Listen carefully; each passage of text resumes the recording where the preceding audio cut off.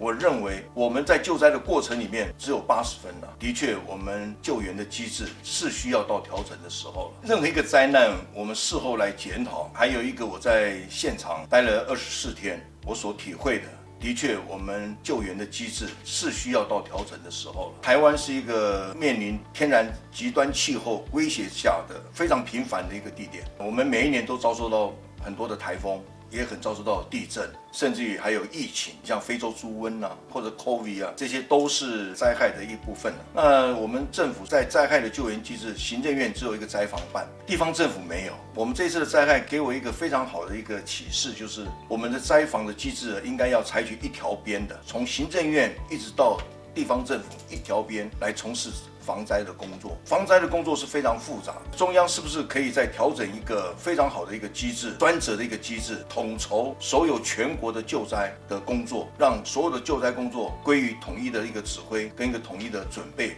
中央有了这个统一的机制之后，那相同的地方政府、县市政府是不是也要跟着成立一个专责的机制？现在地方政府来讲，没有一个专责救灾机制，只有一个消防局。消防局的工作非常复杂，非常多，除了救火的本物之外，它甚至于蛇啦、蜜蜂啊，它要去处理。像这种大型的灾难，它已经没有这个能力了。那你是不是在县市政府里面，是不是也可以成立一个防灾局或防灾处之类的一个专责机制？甚至于，我认为我们的县市政府，不管你有几位的副首长，应该有一位的副首长是专责灾防工作的，而且是他懂这个专业。那这样的话，我们上下的体制如果能够规划一个统一的防灾机制的话，我觉得我们面对极端气候造成的灾害，我们的政府是可以有因应的方法，而且是非常快速的处理的方法，而且效率可能会更好，速度可能会更快。很多人问我这个问题哈，我觉得任何事情不可能是完美的，尤其是救灾工作。比如说，我们可以不要造成那么大的伤害，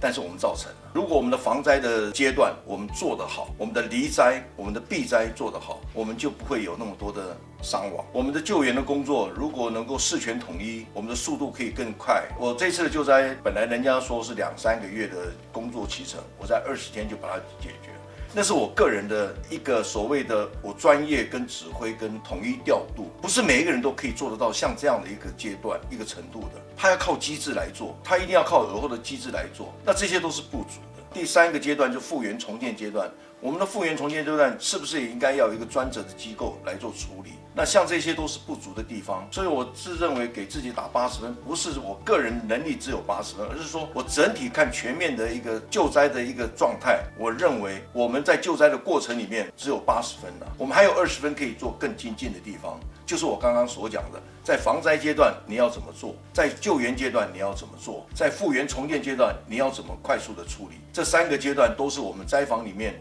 很重要的3个大阶段。那如果是说这个阶段都能够精进的话，我们的救灾救援工作就何止只有80分，可以达到100分都可以。